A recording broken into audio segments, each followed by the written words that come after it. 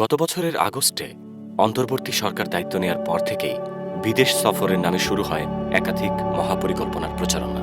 চীন, কাতার, সংযুক্ত আরব আমিরাত সবখানেই ঘটা করে সফর, দৃষ্টিনন্দন ছবি আর উচ্চ আশ্বাসের বন্যা। কিন্তু এইসব সফরের বাস্তব বিনিয়োগ বা ঋণ প্রতিশ্রুতি এখনো পর্যন্ত কোথায়? অর্থ মন্ত্রণালয়ের অর্থনৈতিক সম্পর্ক বিভাগের হালনাগাদ তথ্য অনুযায়ী 2024 সালের জুলাই থেকে 2025 সালের এপ্রিল পর্যন্ত চীন ও মধ্যপ্রাচ্য থেকে বড় ধরনের কোনো ঋণ প্রতিশ্রুতি আসেনি। চীন থেকে গভর্নমেন্ট কনসেলেশন লোন এবং প্রেফারেন্সিয়াল বায়ার্স ক্রেডিট, এই দুই প্রধান ধারায় ঋণ প্রতিশ্রুতি শূন্য।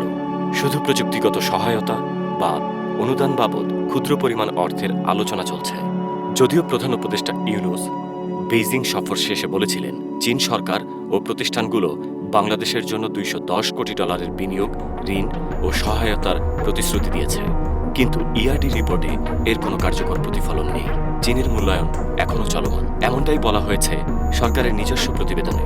মধ্যপ্রাচ্যের চিত্রও একই। কাতার, আমিরাত সব জায়গায় সফর হয়েছে, বৈঠক হয়েছে মন্ত্রী পর্যায়ে, কিন্তু বাস্তবে যা এসেছে তা এতটাই সামান্য যে ইআরডি তা অন্যান্য ক্যাটাগরিতে রেখেছে। বিশেষজ্ঞরা বলছেন, এই সরকারের অস্থায়ী চরিত্র, নীতির অস্থিরতা আর ভবিষ্যৎ অনিশ্চয়তা বিনিয়োগকারীদের আস্থায় বাধা হয়ে দাঁড়িয়েছে। তারা প্রশ্ন রাখছে, এই সরকারের সঙ্গে করা চুক্তির গ্যারান্টি কে দেবে যদি আগামী সরকার এসে তা অস্বীকার করে? সফরের গল্প যতই রঙিন হোক না কেন, বাস্তবতা বলছে প্রতিশ্রুতি নেই, বিনিয়োগ নেই। রাষ্ট্রের নামে বিদেশ ঘোরা আর বাস্তব অর্জনের মধ্যে পার্থক্য যেন দিন দিন আরও পরিষ্কার হয়ে উঠছে।